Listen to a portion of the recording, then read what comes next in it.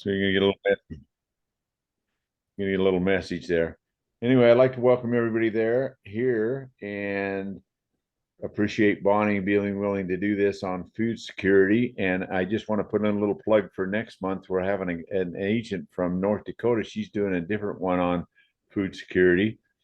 And it'll be the first Wednesday, just like this one here. And I'm really excited about it. Anyway, so I'd just like everybody to kind of introduce themselves and tell where you're from. And you guys all know me. I'm Scott, Oregon, and Bonnie. I'll just call roll and you can tell them. Bonnie from Oregon. Faye Spencer. Oh, you're still muted, Faye. You're muted, Faye. Okay. Salina, Kansas. Okay, and Linda with an I. It's Linda Hanberry from Picayune, Mississippi, and I can't get my face up. Y'all don't want to see it. Okay. And Tony Frank. Tony from Oregon. And Barbara Thomas. Barbara, can you hear us? Froze up. She's froze up. She's from Alaska, and we might get back to her. Linda with a Y. Linda from Oregon. And Kathy Mack. Kathy Mack from Tacoma Park, Maryland. And may I put in a plea, please, for everybody to mute themselves after they've introduced themselves so we don't get any extraneous noises during Bonnie's talk. Thank you very much. Glad to be Like here. dogs barking and everything. Emily. Can't hear me. Can you hear me? Yes. Yes. Emily from Emily Gordon, Tennessee. And Pat. I'm Pat Weitzman. I am from Illinois with another organization with ACWW. Well, welcome. And Susie Martell. Susie, I'm from Arizona or Southwest. Okay. Yeah, I didn't miss anybody, did I? Margaret. Oh, yes. Oh, wait. How'd I miss you? Margaret Poland. Yes, Margaret from Yuma, Arizona, Southwest FCE. Okay, I got all 12. Well, thank you. And I'm going to turn the time over to Bonnie. I'm actually going to go spotlight her. So, oh, Bonnie, I'm sorry. I went to spotlight you and I muted you. I see that. All right. Can you hear me now? Yes. Okay, good. All right. So I'm going to begin with a few things that are happening with ACWW. I don't know how many of you are taking the time to look at the ACWW website, but I would encourage you to do that, to familiarize yourself with the things that are on there. One of the things that is coming up in April is the Women Walk the World, and I'm going to show a little thing in a few minutes about that.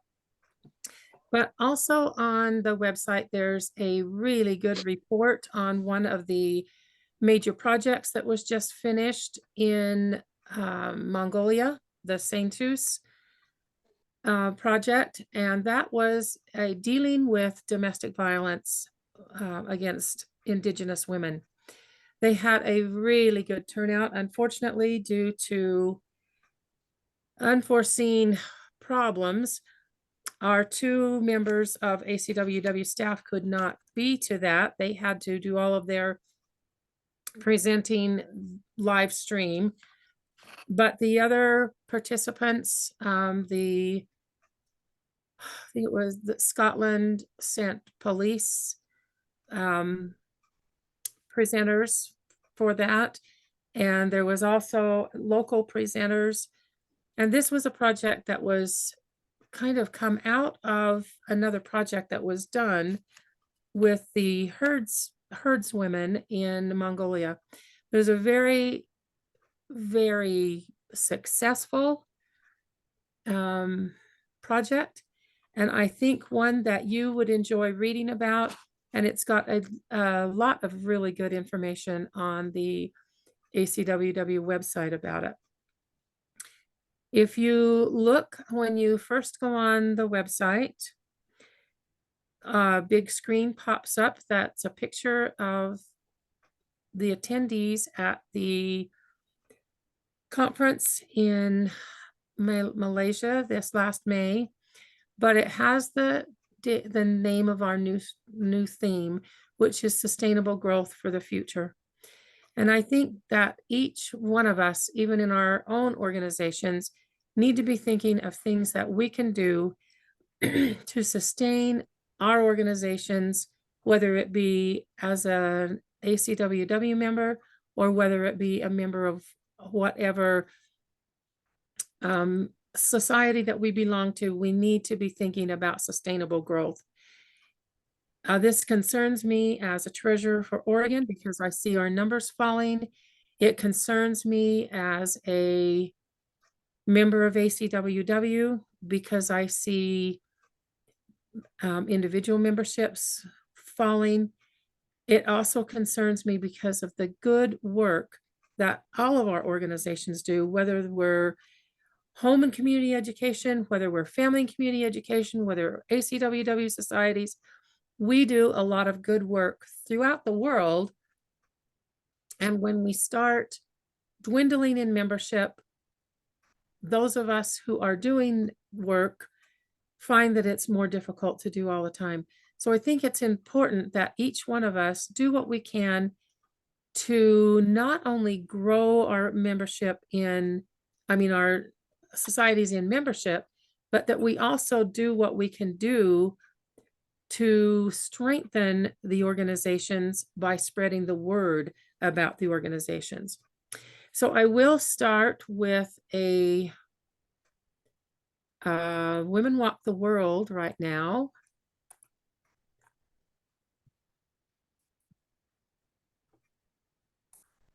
All right. I hope you can see that. So I'm going to ask this question: what is Women Walk the World? And if you know, please unmute and share with us. I think it's the idea that women in different places walking, if you add all that together, they have walked around the world. That's right. And it's hopefully within like a 24-hour period, so that there's someone walking at all times. However, that doesn't always happen. But you're right, Kathy. The idea is for us to walk the world. I'll go down just a little bit. And this is set aside. I need to move this screen. There we go. On the 29th of April. And this is coming up. And so it's a good time for us to start planning for it. We join together all over the world to raise funds for ACWW and share information about our work within the communities. It's been going on since 2012, so it's got a good start. I was going to get this information sent out to you, but the pack has not been updated. It still has old emails on it and old physical address for ACWW. So they are working at getting that corrected and get it on the website. So the 2024 pack will be up, I hope, shortly. So the idea, I'm going to go down and find some of the pictures.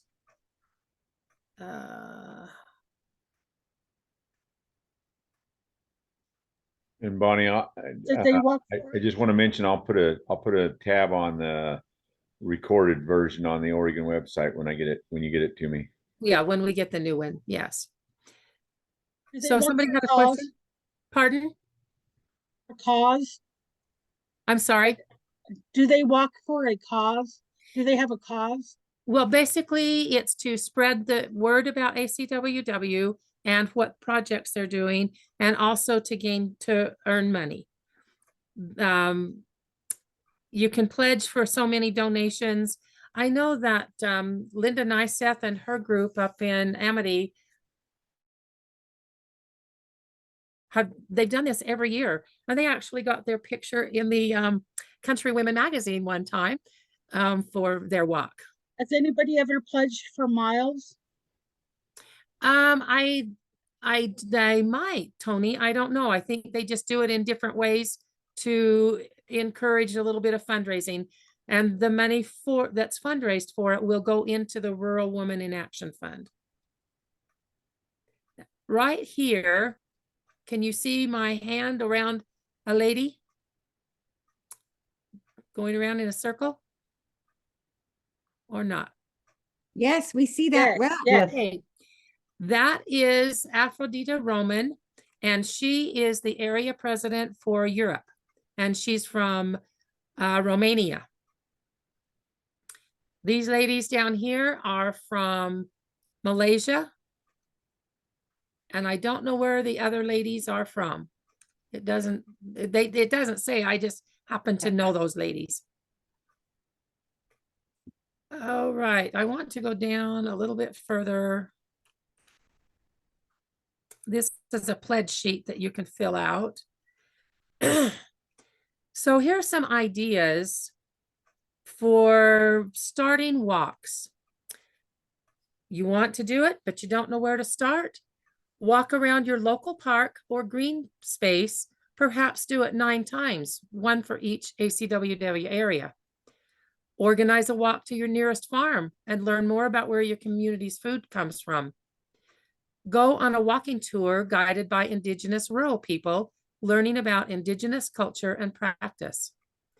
Walk around your village hall and have snacks that represent the culture from another ACWW area.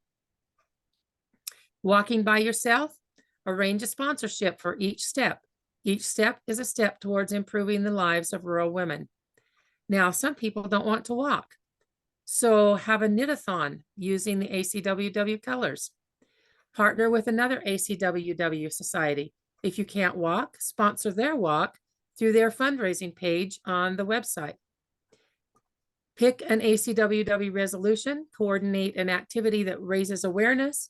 For example, in 1953, one of the resolutions that ACWW passed was women's citizenship talks about the responsibility of women to take up public office.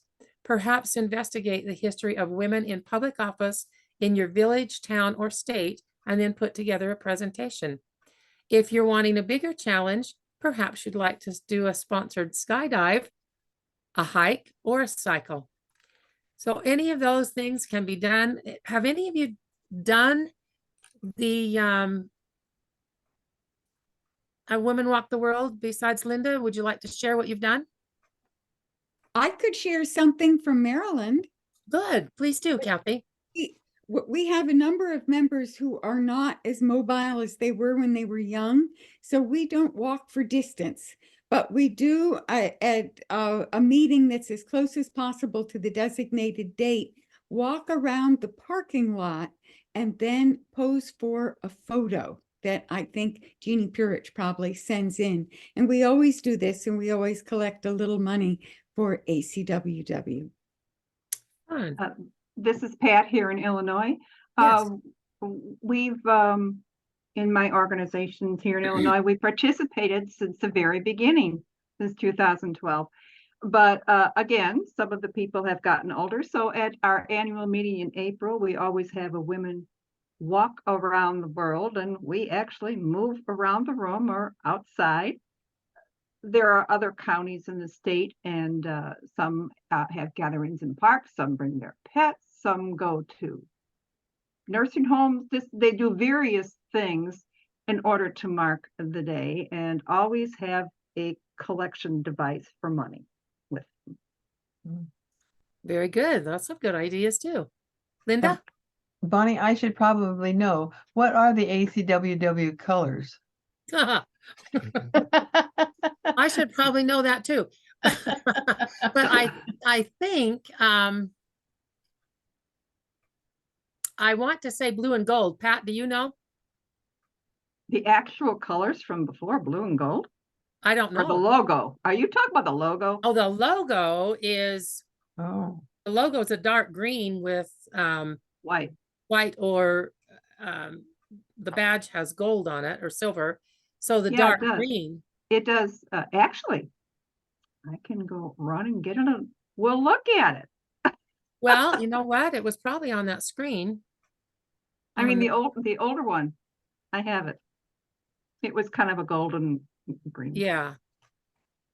So there's that color right there. Am I sharing? Nope. Nope. Okay. I forgot to share screen. Anyway, it's kind of a dark olive green. Oh, So okay. Because I saw that printed there and I thought, well, what are the colors? Well, there's a Bonnie? background to that, and so Bonnie, behind your head on the bookshelf is the new ACWW logo. let me get that.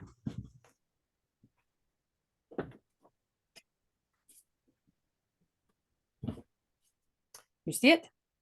Mhm. That's a new little placard they've made for board members, and you can probably order them too. Tony, you have your hand up.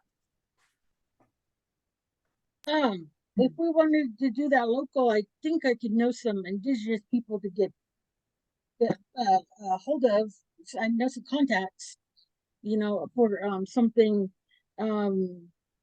locally to have like a group of us and them come together. I think that sounds like a good idea, Tony. You and I need to work on that.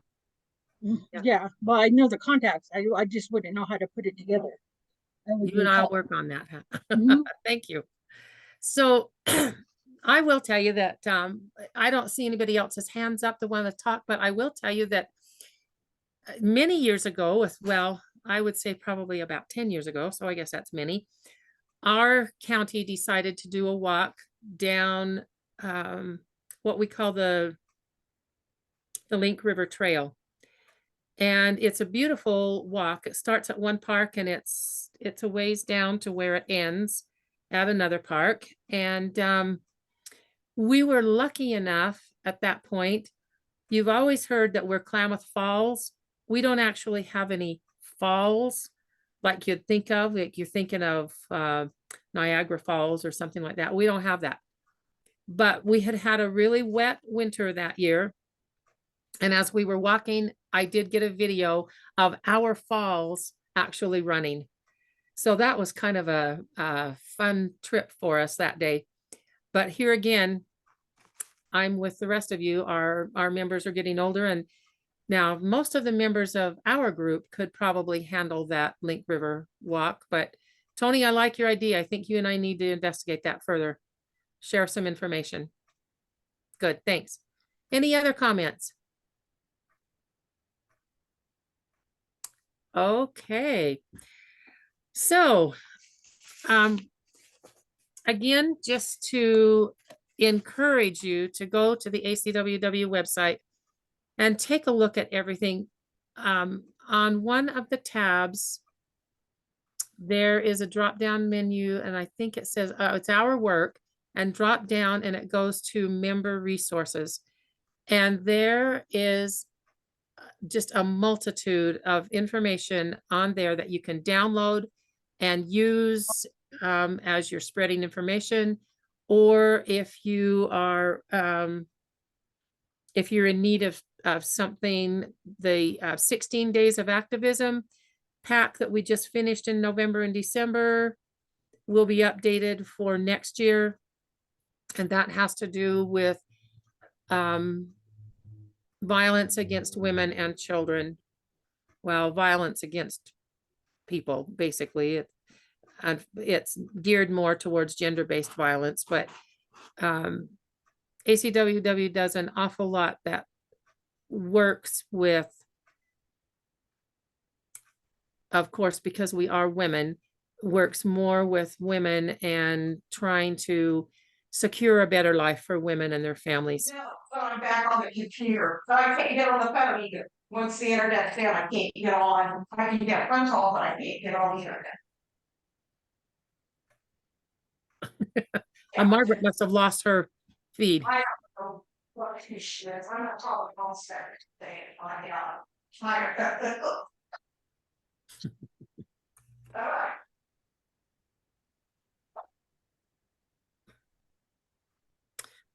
Okay, so as we're talking about women, about food security today, I'm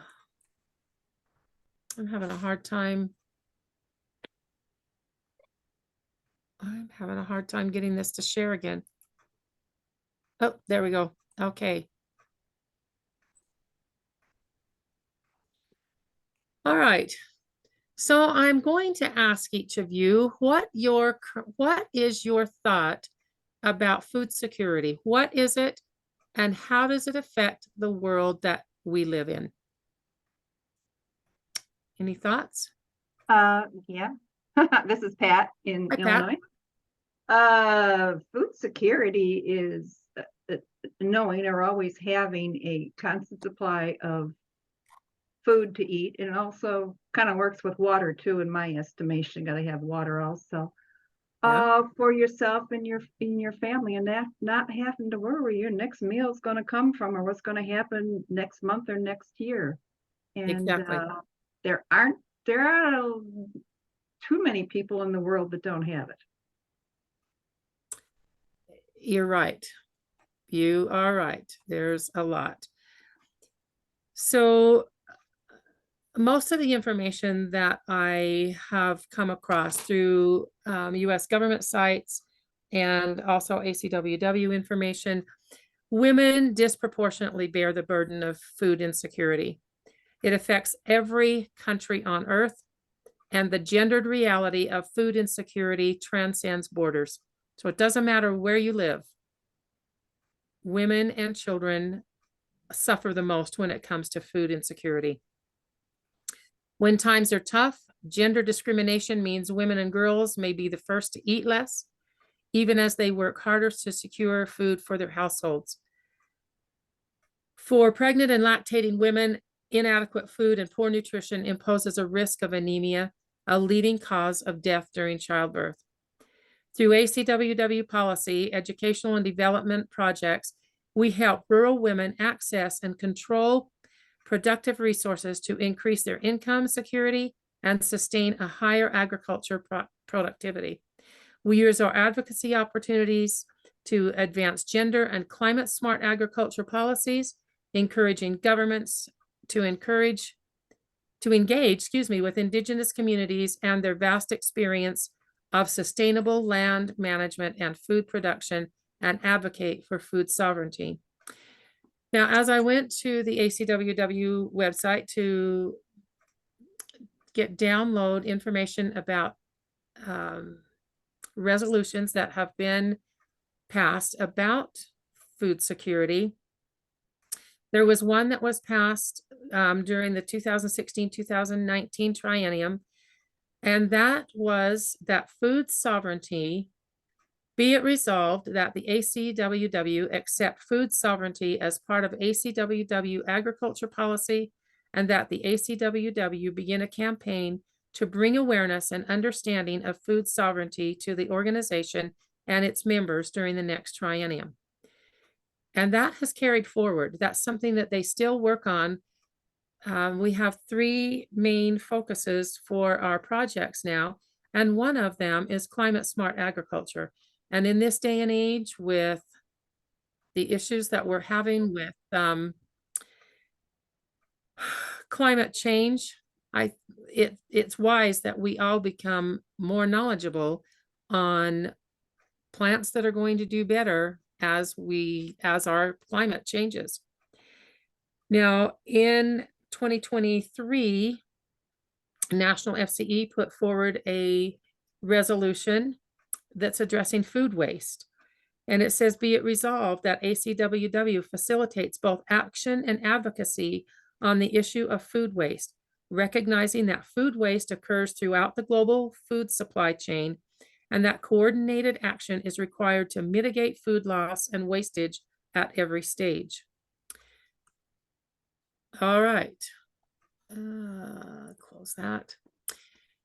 So food security, a little bit of what Pat said, it is the ability to access safe, nutritious, and sufficient food at all times.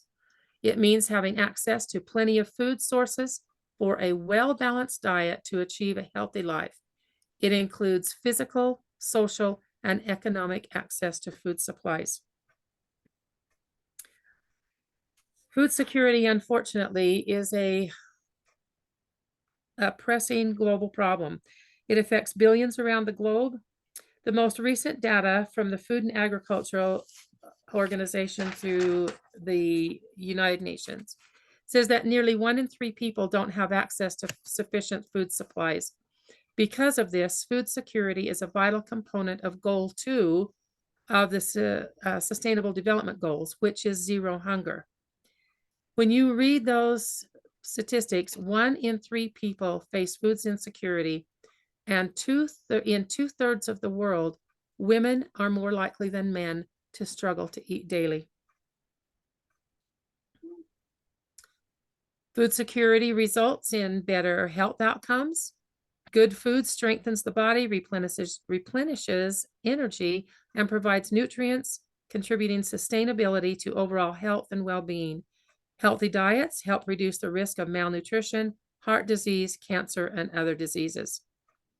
And lastly, food security contributes to the economic well-being. The United Nations Department of Economic and Social Affairs estimates that around 4.5 billion people around the world rely on agriculture and food systems for their livelihood. This sector provides jobs for the community, enabling them to sustain themselves in the long run. And we know, because a lot of us are rural women or have contacts with rural women, that it's particularly true for us. Globally, almost 1/3 of employed women work in agriculture, not accounting for self-employed and unpaid family workers. And yet, only 13% of the women worldwide are landholders. 828 million people experienced food insecurity in 2021. And that was the last information that I could get, but I'm sure that the numbers are much higher for 2022 and 2023. So, according to everything I read, there are 4 pillars of food security. Access. This covers a variety of issues, from adequate supply and location of food to household finances and the price of goods. Education also plays a role, and there are critical need for healthy options. Cheap food, unfortunately, tends to be less healthy, and the availability of cheap, unhealthy options often relates to socioeconomic class in certain regions. And that's something that I'll be talking about a little bit further down the presentation when we talk about food deserts. Availability. This covers food production, storage, distribution, and food aid. A food secure community has a steady and reliable source of food for everyone. Utilization. Food intake. Food with good nutritional value is critical, and this includes how we prepare the food to ensure safety and healthy living. Sufficient calorie and nutrient intake by individuals is possible when there is good feeding practices, diversity of diet, and informed balance of food at the intra-household level. This also applies to food waste in our homes and communities. Now, that's something I will address a little bit of it right here. Food deserts, when you're talking about food deserts, unfortunately, it tends to be in densely populated areas more than other, and also tends to be where the socioeconomic numbers are down as far as income, as far as number of people in a household. That type of thing all contributes to food deserts. So stability. Is the food resource reliable and available, or does it fluctuate during sudden shocks? Food secure communities must have a steady flow of food supplies, enough to feed everyone. They must also prepare food stocks in case of emergencies. However, many factors can affect the food supply. If any of these pillars or a combination of the pillars are missing, food deserts can be one of the results. So what is a food desert? I'm going to ask you to answer that question. Any thoughts? Yeah, this is Pat, because I hear this. Actually, I live in a Chicago metropolitan area, and we do hear it on the news, not often enough that it's more than once a year, about food deserts, or for instance, a Walmart that was serving a community with a little lower income all of a sudden says, no, we're leaving. And actually, a lot of this, I hate to say it, is from sometimes from theft. Yeah. So the businesses say, or they're not selling enough, whatever, they leave. Yes. And so it leaves a food desert. People have no place to go get their food easily. That's exactly right. And the places that they do have don't supply the type of food that they really need.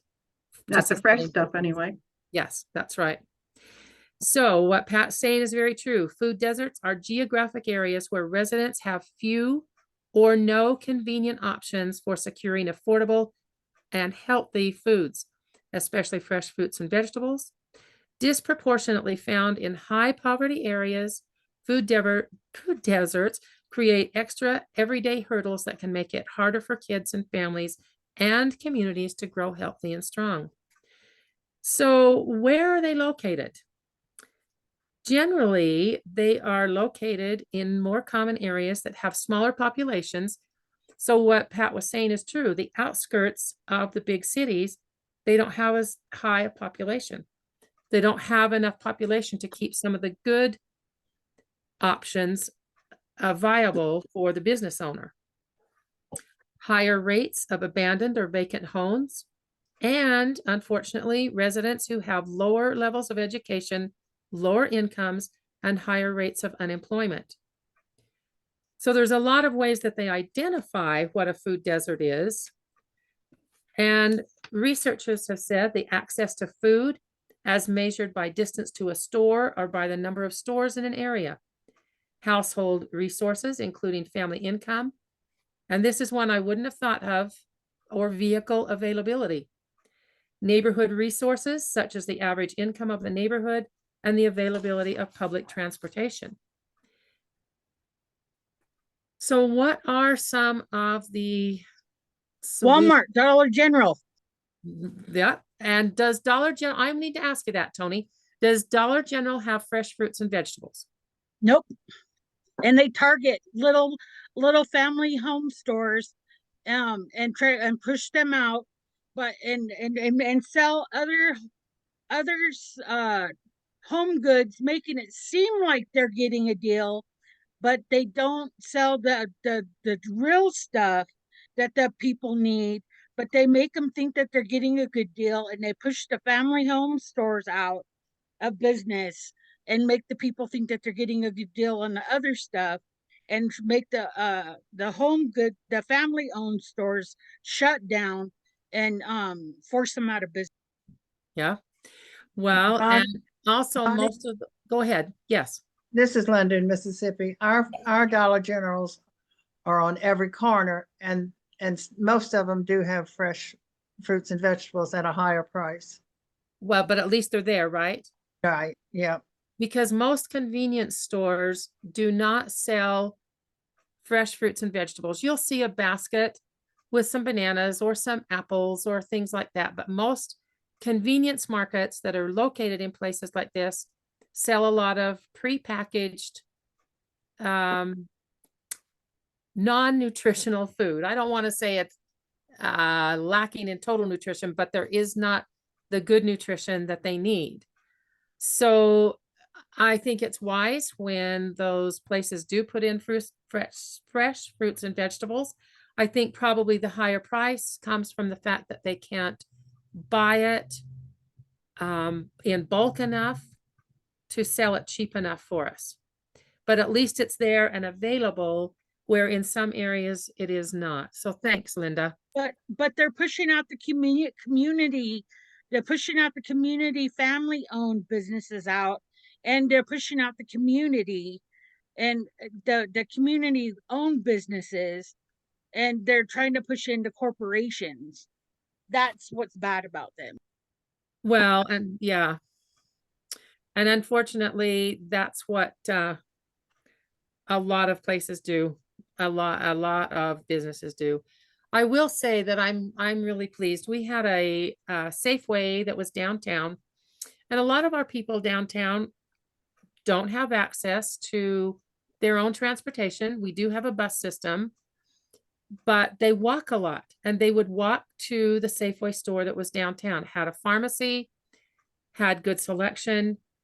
So Safeway was bought out by Hager, and then Hager remodeled both, well, a lot of the stores that they bought, and then they closed them all. So our downtown people were left without a good place to go shopping without taking quite a long bus ride. And I don't mean miles, but it was difficult for a lot of them to get where they needed to go to get food.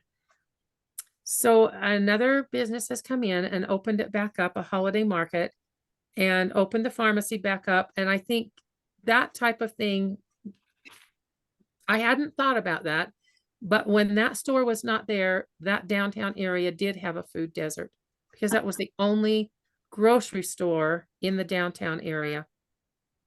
All the convenience stores left too. They Yes. were left with nothing. Yep, they were. You're right, Tony.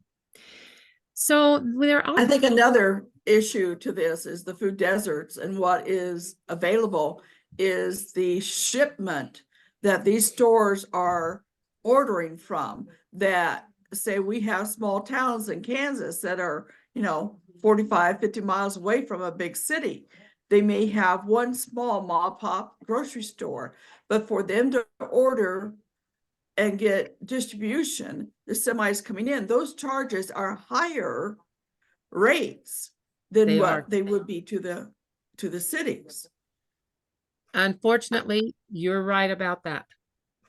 And that's another thing. And Scott had gotten an email from one of our members in Nebraska, and she said it doesn't only have to be people in like these small residential areas that are facing a food desert. And she's the same thing that you're talking about, Faye, is that they don't have ready access to a good selection. They have to drive many, many miles to get groceries. And those, you're right, those little towns cannot sustain the type of prices that the bigger cities can when it comes to food prices. I have, Scott and I were talking about this food deserts, and I grew up in a little farming community. Actually, I lived on a ranch in Nevada when I was really little, and our closest grocery store, well, we did have a grocery store in town. We'll go back to that in just a second. But to go in and do our main grocery shopping, we drove almost 100 miles to a community, a city that had a couple of big grocery stores. And I can remember my mother, stocking up on everything, because we didn't go to the grocery store every week. We didn't go to the grocery store twice a week, twice a month. It was mostly a once a month thing. On my dad's payday, we would drive in and get groceries. But we did have this little store. It was called Terry's General Store, and they had everything in there you could imagine. And off to the side, they had a kind of like an above ground root cellar. It was a building, but it was darker in there. It was cooler in there.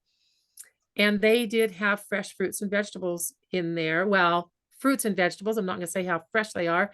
I remember one time my mom sent me in to get some potatoes, and every one of those potatoes had long sprouts on it.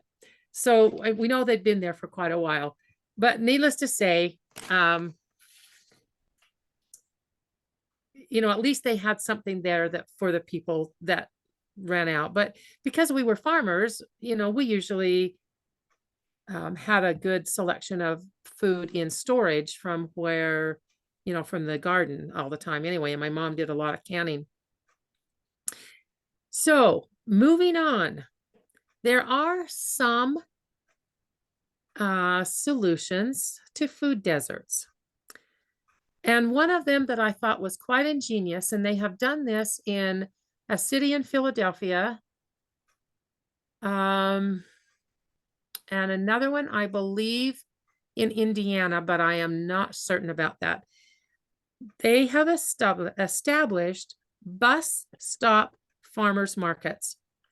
So someone who has like a cart that they take to a farmer's market, they will take their cart and set it up at the bus stops so that people who live out in these urban areas that are away from grocery stores and whatnot have access right at the bus stop where they get off of the bus and walk home to get fresh fruits and vegetables. And I thought that was quite a wise thing for some of those cities to be doing. And I would really like to see, I'm hoping that that's something that catches on. That's only been in the last couple of years. So maybe it's something that's caught on in some of the bigger cities in those areas, like in the outskirts of Chicago and places where they really need access to fresh fruits and vegetables. And another idea is to support community gardens. And I know our city had one community garden for a while, and now I think there's actually 4 or 5 community gardens in our area. And I think that is one of the wisest things for cities to do. If you have a vacant lot, turn it into a community garden. And people, people say, well, it'll just get vandalized. Maybe, but I think that the people that have invested interest in that garden would make sure that the vandalism is kept to a minimum. And another thing, it would take lobbying and government work, but to improve public transportation options, because some people don't have readily available public transportation. So remember those pillars of food security, those all contribute, or the lack of them contribute to food deserts. Food security. Go ahead. I'm sorry. One more thing, when you're talking Yes. about availability, when food crops are being harvested, say potatoes going to potato chip companies or whatever company, that as the potatoes are being harvested, they are being screened for imperfections or the size and stuff like that. They are probably contacted that they must provide, that the company will buy so many tonnage of grade A potatoes. Okay, Right. What happens to the little small ones or the imperfected ones? Where do that go? That's where food waste can happen. Maybe it could go to another company or food banks or things like that. And a lot of places are starting to do that, Faye. I do know that some of it is just plowed back in, which is unfortunate, especially with things like lettuce and stuff like that. But and potatoes, that's something that can keep. And I think a lot of governments and companies that contract for things like that are starting to see the benefits in donating the things that are not perfect to food banks or to farmers markets where people can get them really inexpensively. I know that our church, and most of you probably know that Scott and I belong to the Church of Jesus Christ of Latter-day Saints, and we do food storage. That's one thing that we've really been known for. Food and water and money put aside so for when there's an event that happens in your life that you need it. Well, one thing that we also have is a welfare system. And most areas where the church is congregated, they will have, whether it's a wheat farm or they raise cattle or they raise some honey. In our area, we do pears. And after all of the pears have been, they contracted this year for some to sell some to Del Monte, and other pears go to our own food cannery, where those pears are all canned and put away for when there's disasters, or even just to our bishop storehouses, where people who are in need can contact their bishop and get food commodities from these bishop storehouses. What they do with the leftover pears, they keep and they do this deliberately. They keep so many bins back from going to the cannery, and they deliver them to food banks all through our area where the people work on the farm. So those extra pears are sent to food banks. And I think it is just I think it's a shame when things cannot be utilized in food banks.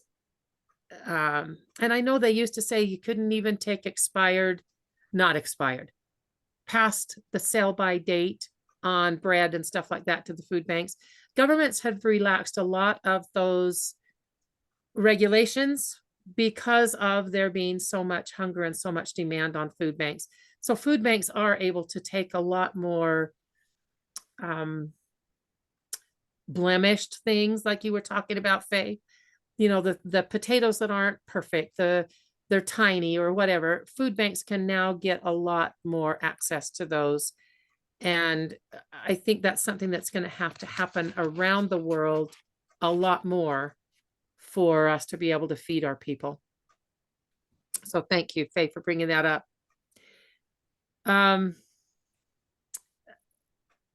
Food security at a global and individual level is impeded by multiple long-term challenges, which fluctuate over time and geographical region.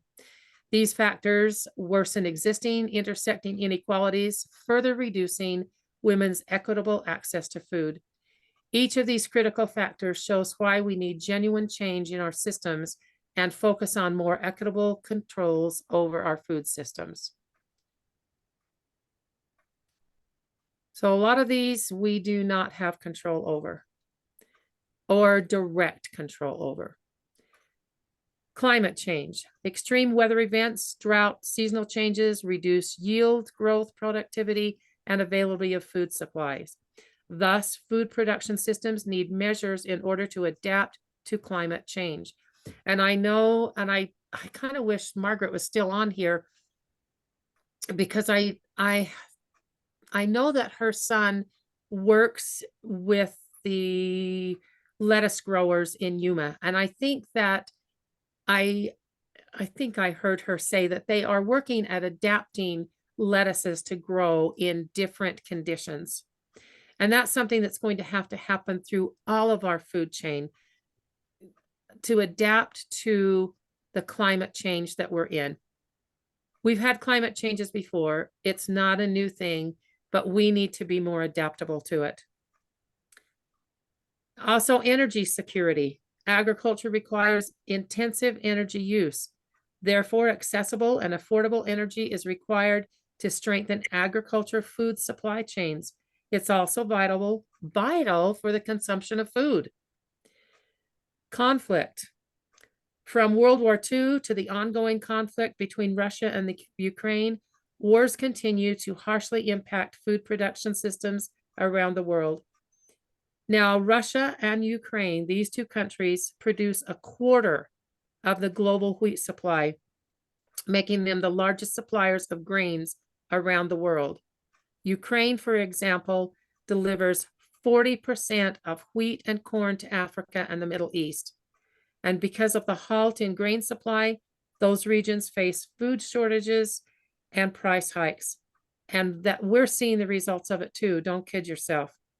Population displacement, violence, and conflict-related ill health also play a major role. And Faye had mentioned before, I think it was Faye, maybe it was Pat, water security. Water, just like energy, is essential to food security. It is necessary for growing crops and raising livestock. Recent data shows that agriculture is the largest water user on the globe.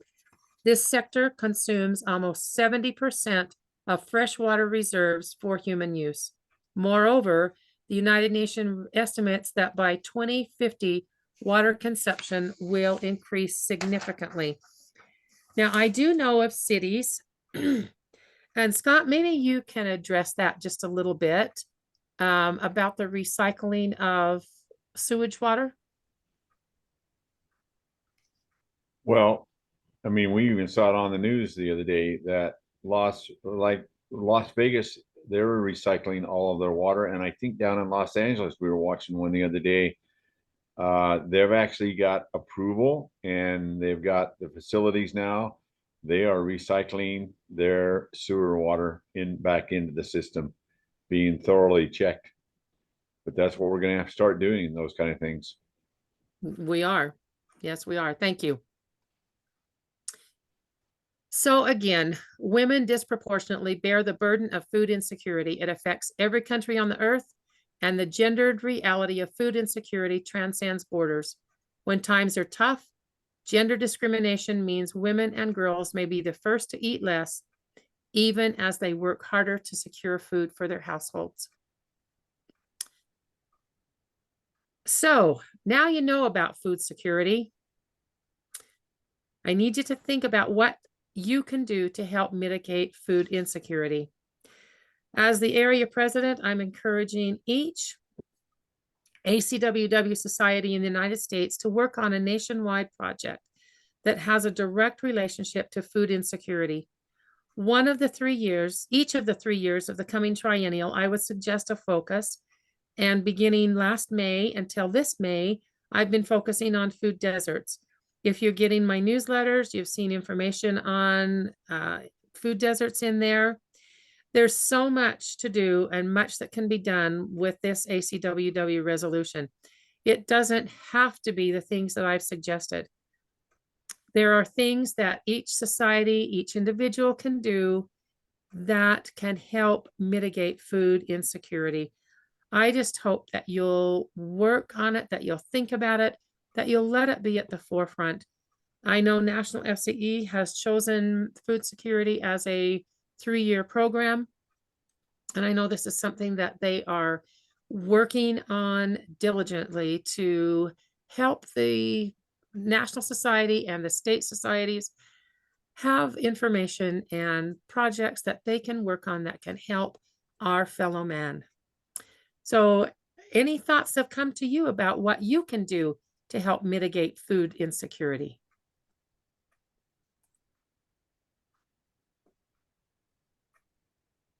I think a simple thing each of us can do is be sure that we don't waste the food we have and not buy or acquire more than we can use up, but save some of that food for other people.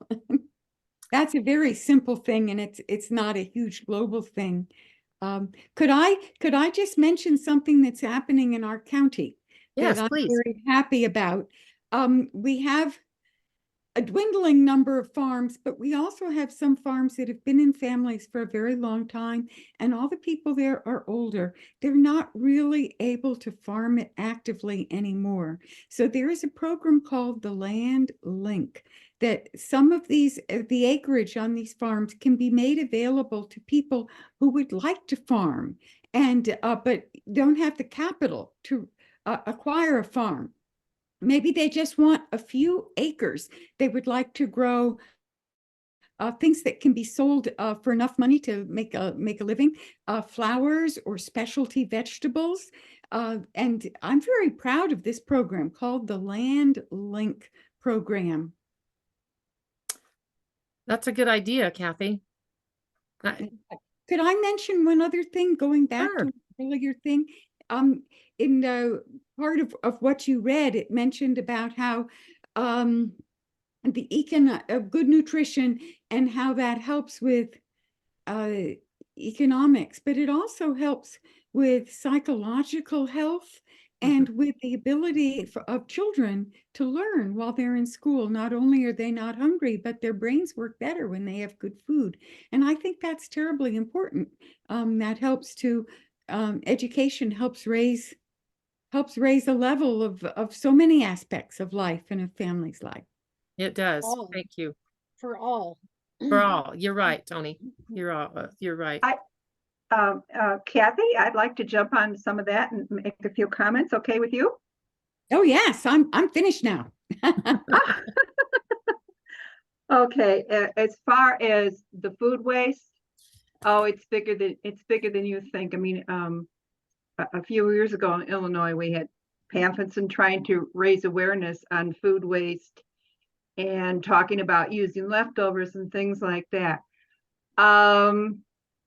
Food waste, actually, I believe it's in Australia and the United States are a couple of heavy leaders in that, at least a few years ago. I don't know where they're at now, but ACWW used to put out little information about that. And that's all part of security, though. If we're wasting all that food there, we could find a better way to do it. And someone mentioned before not buying too much food. I think that we should continue with doing what we can to bring awareness to also the food waste and being creative with what you have left over and all those things, and how to use it. And the younger generation, well, it's not just the younger generation. You see people that go out to eat that waste food. And I have to say this, and have not made any inroads with this, but I must tell you about this. I do substitute teach, and so a few years ago, I said, oh, the kids are wasting a lot of food. If kids don't like something in the cafeteria or whatever, they throw it away, or even out of their own lunchbox. They throw it away. So it's a whole attitude. And I said, well, why don't you at least recycle that for, sorting the garbage, or what can you do with it? Can you give away leftover milk you haven't? What can you do? And the superintendent said they'd have to employ somebody to do all that stuff, and it was too costly and they weren't going to do it. I really felt poorly about that. Just sharing that with you. Hello. I do know that some school districts, they used to take all of their actual food waste and send it to, pig farmers would come and get it for So their. that's a good thing. That's a good thing. The government stopped that for a long time, but they now have systems in place where pig farmers can come and get the wastage if it's treated correctly. They have to show that they're treating it correctly before they feed it to the hogs. So I think that's a step in the right direction too. Stephanie? Our school corporation has a tray in the cafeteria in each of the elementary schools. And if the kids have an unopened carton of milk, or they'll have, like, a lot of things are prepackaged, like even the apple slices are prepackaged. The kids have the opportunity, as they're clearing their trays, to put those things back on the carts, and then they are taken back into the cafeteria storage, and they're reused for another meal. So like their unlunchable sandwiches that come in the sealed packages, and the cartons of milk, the apples, and they've gone to a lot of prepackaged stuff, because we only have minimal number of workers in the cafeteria, and there's minimal amount of stuff that's actually prepared there. So the main preparation is done in a central kitchen. Some of it's taken to other schools, but usually the kitchens in the elementary schools are just used for heating up rather than actual cooking. I think that's a wise idea, to have that availability of not recycling that food, but reusing that food that's not been opened. And why not? Why throw it away? I think that's a really good thing that your school is teaching the children too. Yes. Kathy, thank you very much. I really like that idea about, what did you call it? Something, the land link. I never heard Land of that. link. Yeah, that Matching sounds up. good. Yeah, there's a nice organization called the Montgomery Countryside Alliance, and they try to do everything they can to preserve and promote the farming community because they're always developers with big ideas. For them, any land that doesn't have buildings on it is not used. And so it's a constant struggle to keep them off the farmlands and the pasture lands. That sounds like a Hallmark movie. So anybody else have any comments or suggestions? So Bonnie, that I just kind of talk about my how about a date lesson. Okay. So when we talk about food waste, I did a lesson for our state, and Judy Fulmer's asked me to do this again at the Nationals, and it's called, the title of it is How About a Date, and it's all about food dates on labels and that, and how, you know, and it's just alarming. You know, 1/3 to 2/3 of our food is wasted because we look at what we think is the expiration date, but there is no expiration date on food. That is a fallacy. There are dates that says used by, best by, whatever it is. I don't want to give a whole lesson today. Anyway, and so they actually want you to throw it away. They want you to throw it away and it fills up our landfills. It's just food that's wasted that we don't need to be doing. And in the lesson I talk about, you know, use your nose, your eyes, and your brain, and think about, you know, those eggs that have been in your refrigerator for 6 weeks are still good. They told you you need to throw them away after 2 weeks or something like that. It depends on whoever's doing it there. Anyway, so we need to stop wasting the food that we have. A lot of that is stemmed from the manufacturers too, because they don't want to put that liability back on themselves if somebody does get sick with something. And so that's where people, like you say, have to use their brains. As a home ec teacher, I can tell you the smell test doesn't always work. No. But you have to be wise. I mean, there are certain tests like your eggs. You can put your eggs in water, and if they float, there's a float or a sink test that you can find out what the freshness is of your egg. And like you say, if something's cooked, it's going to last in your refrigerator a little bit longer than like raw meat. You just have to use your brain and your sensibilities about all of that and watch that. But I don't know. I mean, how many of us have a container of salt in our cupboard that's sat there for like 3 or 4 years and it's still good salt? You know, and the same with your spice cabinet. Yes, there may be some things like your baking soda or your baking powder that may have a little bit less activity, a little less activity to it. But, you know, most foods are not going to go bad unless you leave them out and they're, you know, supposed to be refrigerated. So That's funny. Thank you, My Scott. mom and dad still had a metal can baking powder tin. And they just got rid of it like a month ago.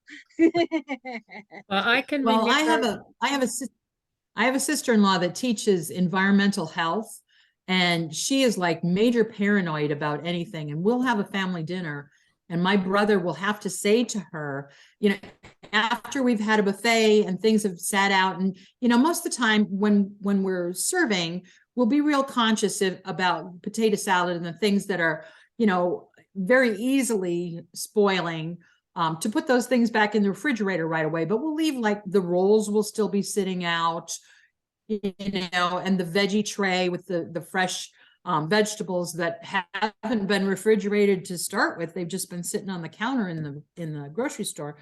But my brother will have to say to her, don't throw that out. I'm going to eat that for lunch tomorrow, because she would take everything off the buffet table and throw it away because she's so paranoid about the stuff going bad. Wow. And you can kind of understand that with her background. Yeah. But I can, Right. one thing that made me a lot more conscious of what I do at home, when we were in, I believe it was Warwick for our ACWW Triennial, some of us signed a pledge, the Zero Hunger Challenge. And I pledged on there that I would be better about using the vegetables in my fridge. And so I don't waste as much of it. Well, I'm telling you that cucumbers, especially, I love cucumbers. I tend to let them start to go bad. Well, I've decided that now I wash them really good, and now I peel them so that I just peel off the spots that are bad and then eat the cucumber. Because that was one of my biggest things when they started getting those soft things, you know, those spoilage spots on it. I just pitched it. I'm not doing that anymore. I'm trying not to waste, not to put as much in the landfill as I was before. And money down the drain. I don't want to do that. Kathy? I think we can all take a page out of the cookbooks from World War II. I still have my mother's, and I have read through of the way that they stretched food. And of course, they had victory gardens. I think we could all you can plant things in pots. You can put tomatoes in pots. I think school kids ought to be encouraged to learn how, even apartment dwellers, if they have a balcony, they could try a little something in a pot in the balcony. I bet Tony has some ideas along that line. She does. Go ahead, Tony. My grandma used to say, what happened to the skins? How come nobody uses the skins anymore? That's where all the vitamins are. Yep. You know, Kathy, going back to what you were talking about with gardens, we have a little elementary school not too far from us. And one of their teachers, I don't know if it's a science, I don't know what class it is, but they have a little garden outside of their school, and the children are raising vegetables in it. Some of the vegetables, it's big enough that some of the vegetables are going into the school and being used, excuse me, and some of them the children are taking home for their families. And I thought that was a good idea. Whatever teacher came up with that, she needs to be praised and get an award, because that's a good use of the land right up against the building that you can't play on anyway. So that was a smart thing for him to do. My son lives in a high rise in Seattle, and on the rooftop, the apartment owners had made it comfortable. You know, people could go up there with little bushes and trees and shade and whatnot. So Ronald and his wife asked if they could put some tubs up there and grow some vegetables. So they did it for 2 years. And then pretty soon, the apartment owners, the manager, put a whole bunch of big tubs up there, and they let them out. There's community tubs. So if you have extra seed, you plant in the community tub, and then anybody can have any of it. And then there's individual tubs for people that do it. Ron and his wife even got some leafcutter bees to be the pollinators up there. So there's places, just like you said, there are places where you can use your common sense and make places to grow some vegetables. Mm-hmm. They have berry bushes up there, and it's Ron said it's really been good for the community inside, you know, of the apartment dwellers, because they're outside more, they're communicating with each other more. There's more of a community feel now. Well, that's brilliant. Perhaps some of We that found it. could be Go ahead, used Pat. as an idea for a problem for encouraging people that live in food deserts, if they have any way at all to grow anything for themselves to eat. Mm-hmm. You're right. Yep. Stephanie? We found in our community that there's a couple of the elementary schools that are in the poorer sections of town. And those sections of town also have a very high drug use among some of the parents. And so the kids, they were finding that the kids couldn't focus in their classrooms because they hadn't eaten all weekend, or they didn't have anything to eat for supper. The 2 meals that they were getting each day was the free and reduced breakfast and the free and reduced lunch. Right. And so one of the area churches started this program in our community. And I know that there are certain chapters nationwide, but it's called Blessings in a Backpack. And so once a week, these backpacks are filled and the kids take them home on Fridays. And so cans that they can open with the flip tops, like vegetables and canned spaghetti, granola bars, individual packages of cereal, things that a child can easily open and get access to, has helped tremendously. They've seen test scores improve because the kids can now have something to eat over the weekend. And it's just been a really nice thing, and it's very heavily supported in our community. That's a great idea. Thank you. Anybody else have any comments or questions? I will tell you right now that my the next focus that I'll be starting on in May will be on food waste. So that was a good lead in for the things that you guys have talked about today. And the many ways that we can help mitigate food waste. All right. Anybody have any other thoughts or questions or just want to visit? I think I'm done. Thank you. Thank you for your program, Thank Bonnie. you, Kathy. Thank you, Bonnie. You're Thank you. welcome. Thank you. Thanks, Stephanie. Glad you were here. Thank you, Bonnie. Thank you. Thanks. Bye-bye. Bye-bye, ladies. Bye-bye. Bye.